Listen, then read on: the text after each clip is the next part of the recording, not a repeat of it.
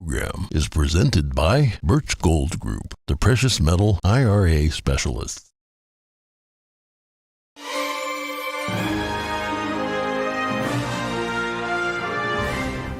Good morning. In today's headlines, now that Elon Musk owns Twitter, what will happen to its staff? Major layoffs could be on the way. CBS and its former CEO will pay $30 million as part of a sexual misconduct investigation. We have more on the settlement announced yesterday. Takeaways from New Hampshire's U.S. Senate debate. Incumbent Democratic Senator Maggie Hassan is hoping to hold on to her seat. Recent polls have the two candidates neck and neck. Diesel prices are skyrocketing and truckers are among those that feel the hurt the most. We speak to a trucking company owner to find out what the impact is. And NTD's 6th international piano competition has come to an end. We have highlights of the winners and hear from distinguished guests and past winners.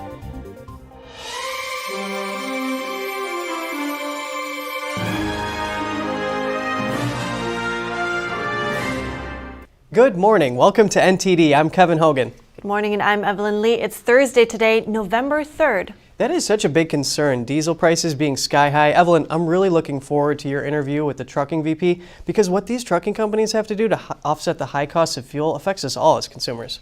Yeah, and he really gave some good insights into what's going on actually in his business right now. Well, we'll get into that, of course, but first, we start off with some news about Twitter. Since Elon Musk bought the social media platform, many have been wondering what will happen to its staff. Now, anonymous sources tell Insider around half of the company's employees could soon be let go. Insider says it also saw an internal message which backs the claim. The sources say there is a list of around 3,700 people who may be let go, all chosen by vice presidents. Reportedly, the lists were sent to Musk and his team for review.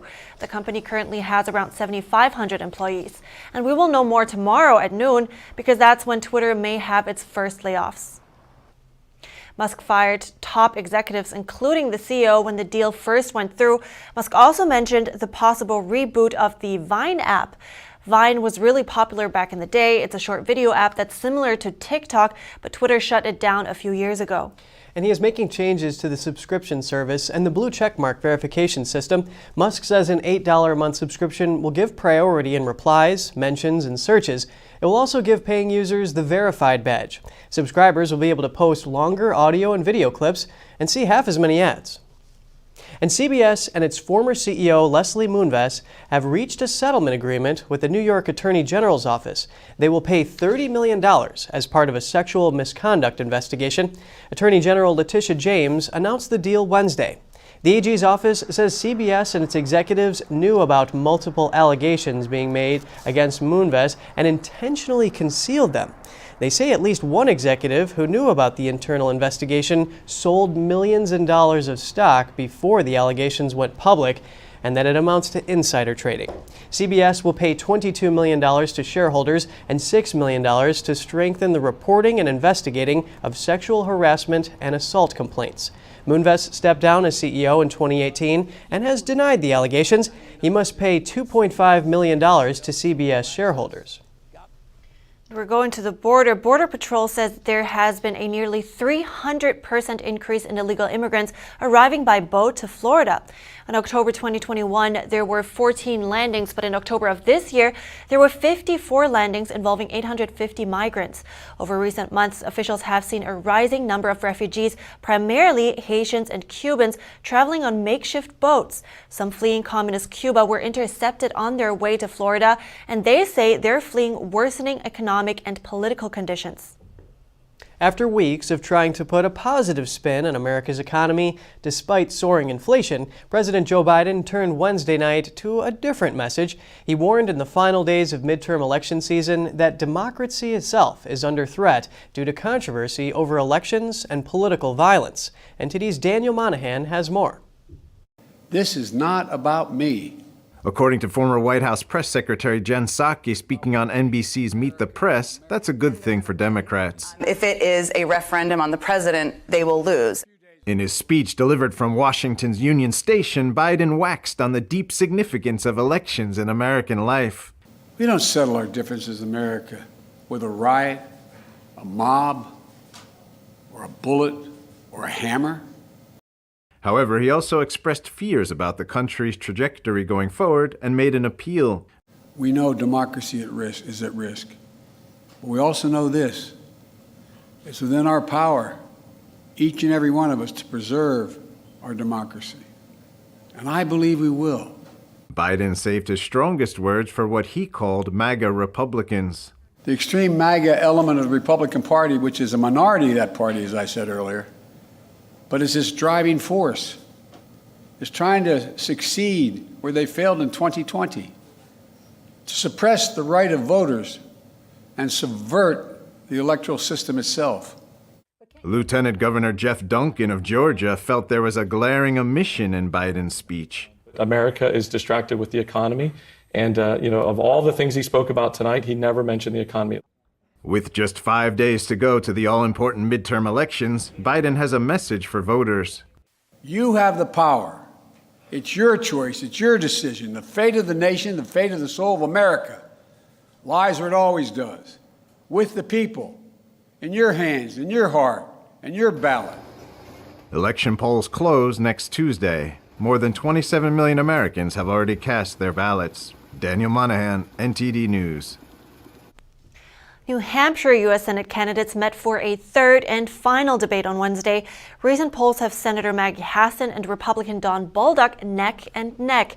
The two candidates discussed issues like the economy and inflation, as well as the Biden administration, among other topics. NTD's Jeremy Sandberg brings us some highlights from the debate. Senator Maggie Hassan is hoping to hold on to her seat. The incumbent was quick to criticize President Joe Biden's administration in Wednesday's debate. On the southern border, I have traveled there multiple times, talked with frontline personnel, and I have stood up to the administration about their plan to prematurely lift Title 42. On the issue of fentanyl coming into the U.S., Hassan says she stood with President Trump in 2018 when he signed a bill into law to give Border Patrol better technology to detect the illicit drug. Bolduc blamed the border crisis on the Biden administration and Hassan for voting along with them. The former Army general served 10 tours in Afghanistan. He says the administration's withdrawal left the U.S. with no diplomatic leadership and no political leadership in international affairs. Hassan says she would support an investigation into how the Taliban took control so quickly after the U.S. left. I disagreed with the administration and its decision to set an arbitrary deadline for withdrawal from Afghanistan, as I disagreed with the previous administration when it set an arbitrary deadline. And I have supported an investigation to hold the administration accountable. The two also discussed abortion, the economy, and inflation. With inflation at a 40-year high, Bolduc argued the Keystone XL pipeline should be reopened to combat rising fuel prices. Hassan and Bolduc agreed on some points. Both condemned the recent attack on House Speaker Nancy Pelosi's husband. Bolduc says he was nearly assaulted when walking into the debate. He says attacks like this are a sign of political problems that are wrong and need to stop. Republicans and Democrats that fuel issues with people, that get them to the point where they are just so upset at an individual that they strike out at them. Happened to me outside. According to Bolduc's campaign, the man that tried to punch him was a libertarian activist. He was grazed by the swing, but not hurt. Jeremy Sandberg, NTD News. The race for New York governor has tightened in the final weeks. This has surprised Democrats who saw strong poll numbers for incumbent Governor Kathy Hochul. NTD's Daniel Monahan has more. Whether you walk down the streets, you take the subway, anywhere you go, you have the right to be safe in our communities. Despite pivoting to discuss crime, Hochul's lead in opinion polls has dwindled in recent weeks. Zeldin hopes his anti-crime messaging will help him further narrow the gap and win the governor's chair. It's important to reach out to everybody, Republicans, Democrats, and independents. And there are a lot of Democrats who feel like the party has gone too far left. There are a bunch of Democrats who care about crime and public safety as their top priority. There are Democrats who want balance and common sense in government. There are Democrats who feel like this is an opportunity to be able to save the state, and they want to work together. Political consultant Hank Shankoff weighs in on the race. This is an unusual race. We have Kathy Hochul, who wasn't elected governor before, who succeeded Andrew Cuomo when he had to remove himself because of a sexual harassment scandal. He says the crime surge isn't just in New York City, it's in Rochester, Buffalo, Syracuse, and other places in New York. The Democrats somehow believed the issue was abortion, but they weren't looking at the rest of the country. People in the heartland, people they need to vote, they're not concerned about abortion. They may be one day, but right now they're concerned about the cost of gas and bread, and they're worried about being able to walk home safely at night. Hochul has criticized Zeldin for supporting former President Donald Trump and for voting against certifying the 2020 election results. Polls close next Tuesday. Daniel Monahan, NTD News. And another issue many are worried about, the diesel shortage. Amid surging diesel prices, truck drivers are among those that suffer the most. Especially small businesses have trouble stomaching the rising costs, and some told Fox News because of it, they have to work for peanuts now. But what happens when companies can't absorb the costs anymore? I spoke to the owner of a trucking company to find out. Joining me for more is Mike Kucharski. He's the co-owner and vice president of JKC Trucking. Good morning, Mike. Good morning. Thank you for having me on your show again. Always a pleasure to have you. Let's talk about the high diesel price right now. Can you please give us an idea of what it means for your company and your trucking business?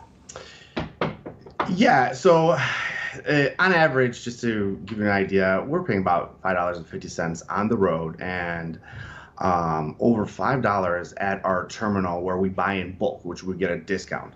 To give you an example how much it's gone up since last year, when we buy in bulk, just the diesel itself has gone up $1.57 per gallon and 26 cents in taxes. And we are very concerned because this situation will only get worse, in my opinion. The Energy Department just reported that this week the U.S. only has 25 days reserve diesel supply as of October 14th, a low not seen in a decade, and it's totally unacceptable.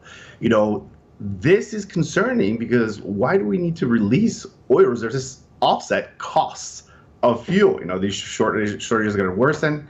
We are very concerned as a small business because, we could go out of business, and we've had to take precautions to, cut costs and to save money.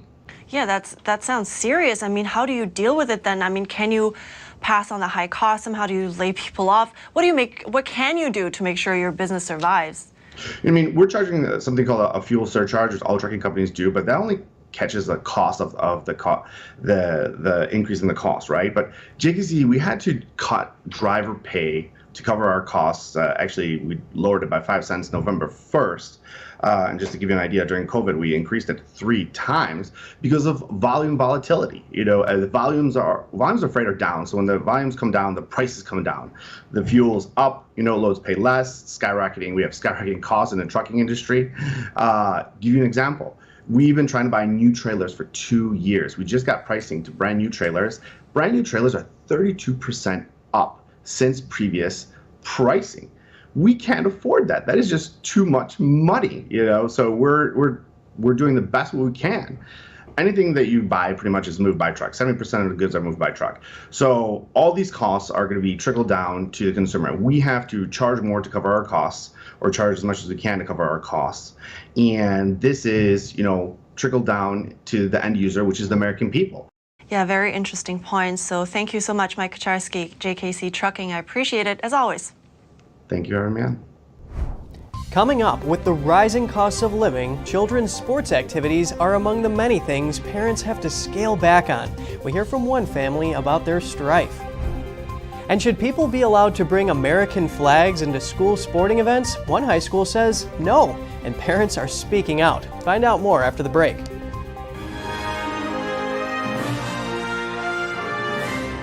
A fierce battle. I stand here as the establishment is scared to death of us right now. Democrats who voted for our future, not Republicans who refuse to see the future. The House and Senate on the line. Massive, crushing inflation. I know what people are going through. The country at a turning point. This is the largest governmental overreach in the history of our lifetime. And on abortion, I'm a Christian. It all boils down to a handful of key races. Election night 2022 on NTD Television and the Epoch Times.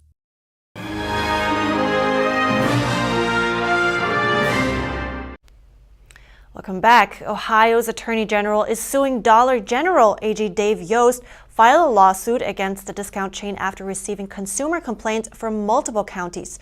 The suit accuses Dollar General of advertising goods for one price on shelves and then charging more at the register. The suit cites violations of Ohio's Consumer Sales Practices Act. Stores in Ohio are allowed to have an error rate of up to 2% on overcharges. According to the AG's press release, state regulators found error rates from around 16% to over 88% for 20 Dollar General stores. Some consumers said even after they pointed out price discrepancies, the stores would not change the price.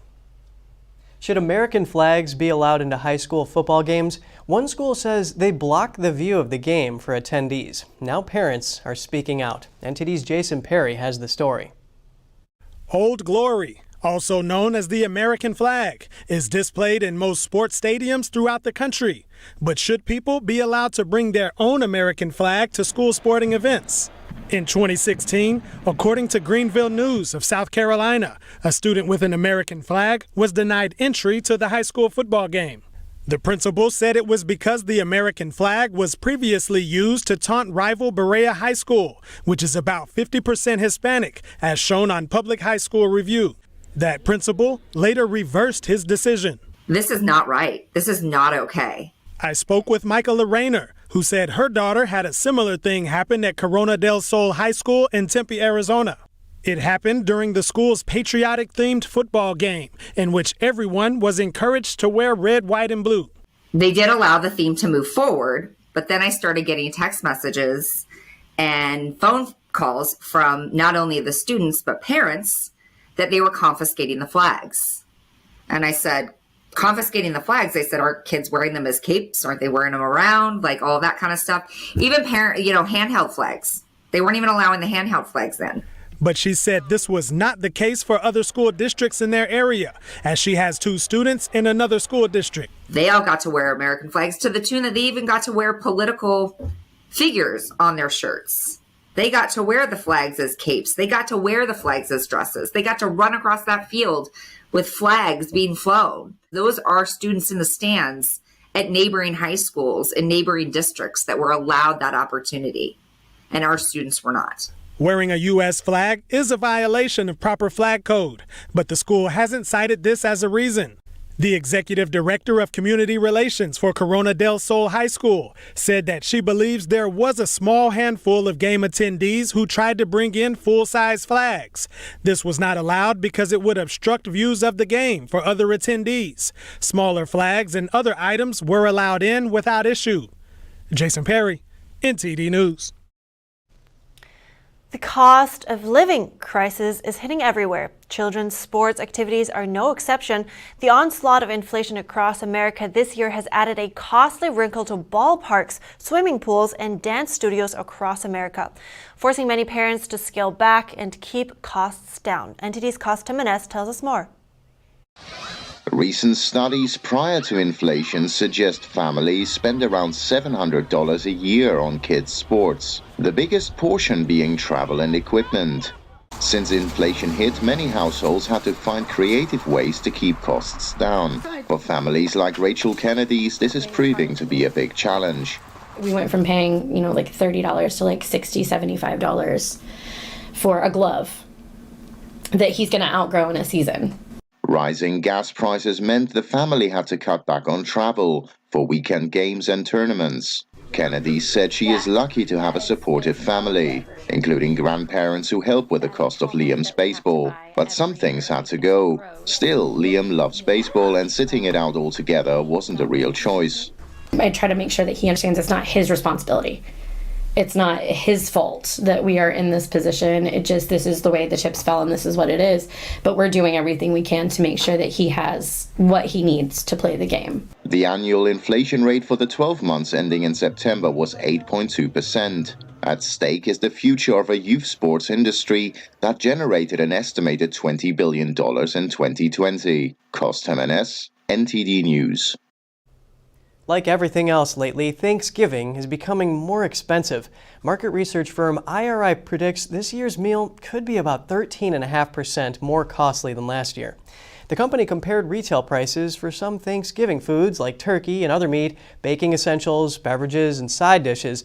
Promotions in the coming weeks could help lower the cost, but IRI doesn't expect that to sway prices too heavily. Shoppers are probably aware they might have to shell out more for holiday food, given how high grocery prices have been lately. According to an IRI survey, about 38% of consumers expect to pay more for Thanksgiving meals, even though they're planning to buy the same amount of food. And coming up, NTD's 6th International Piano Competition has come to an end with a Future Stars concert. We have highlights of the winners and some distinguished guests and past winners. And one Spanish artist from Valencia is taking the practical art form of embroidery to new artistic heights. She's creating brilliant cross-stitching to adorn whitewashed buildings along rustic streets in her hometown and beyond. We have her story after the break.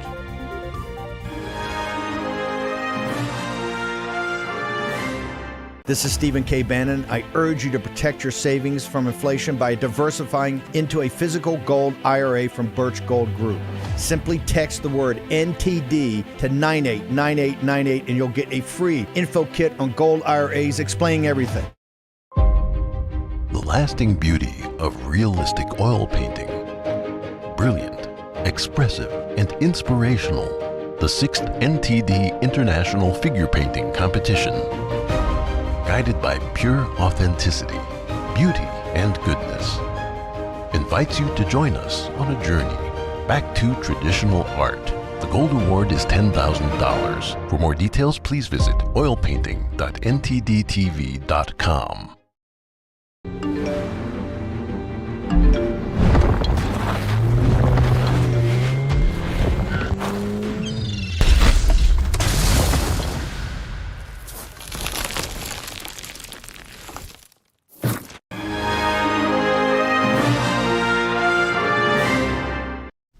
Welcome back. Finalists of NTD's 6th International Piano Competition performed in the Future Stars concert Wednesday, and then the winners were announced. NTD's Arlene Richards reports. NTD's 6th International Piano Competition has come to a close. All of the winners celebrated by participating in the Future Stars concert. Let's take a look at the highlights. On Wednesday, contestants and distinguished guests graced the stage for a final performance in the grand finale of NTD's 6th International Piano Competition. And the first prize goes to Antony Bereshevsky. Born in Kyiv, Ukraine, Bereshevsky started playing piano at the age of 7. Currently, Bereshevsky is a soloist at the National Philharmonic of Ukraine. Josie Zhang of China received the second place award. And the third place trophy went to Evangelia Delazonas Kukwa of Russia. Some contestants shared final words about their experiences in this competition. I received a marvelous experience playing here in this hall. I enjoyed very much this piano, and it's always a great pleasure for us pianists to play on a good piano that helps us to produce everything that we wanted. It's really fun to be around other musicians who are great, to be in this city, to perform in this great venue and have these opportunities. And yes, I think it's been very inspirational and will carry over into the rest of my life. Audience members expressed their appreciation for the competition and its mission. Classical music is some of the most brilliant music that has been created in this world. And it would be very lost to the world if we did not continue to appreciate and judge it, so to speak. It's been a very good experience to see all these young rising stars performers perform. You can feel the energy and their skills just radiating off the stage. It's been amazing, really. NTD gives special thanks to world-renowned Russian performers who graced the stage.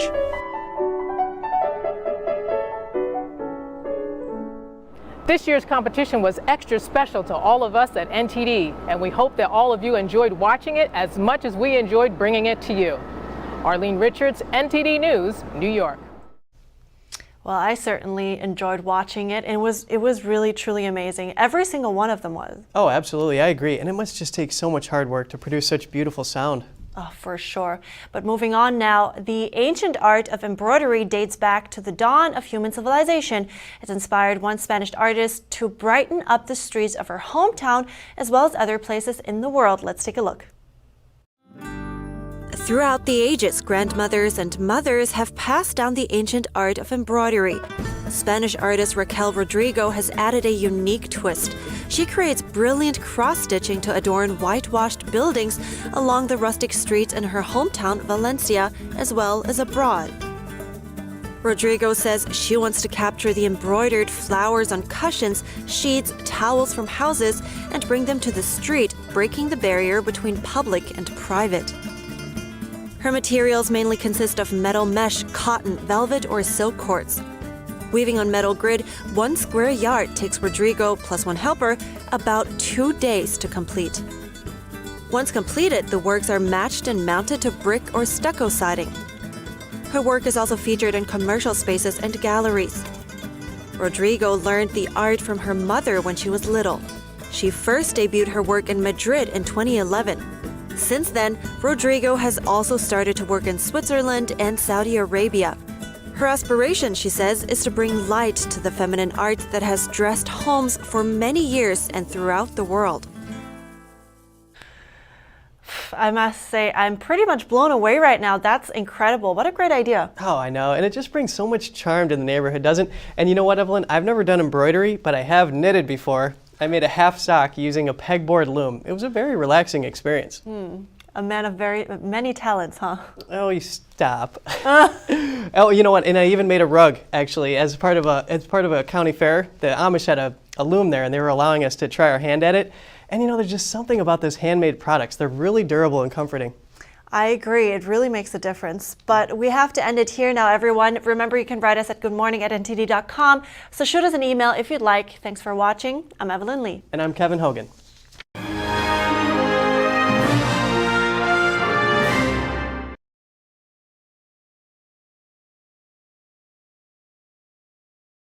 Thanks for watching us on YouTube. Did you know YouTube only keeps selective videos on its platform? So if you want to make sure you get the full picture, just subscribe to our newsletter. Go to newsletter.ntd.com and sign up. It's free.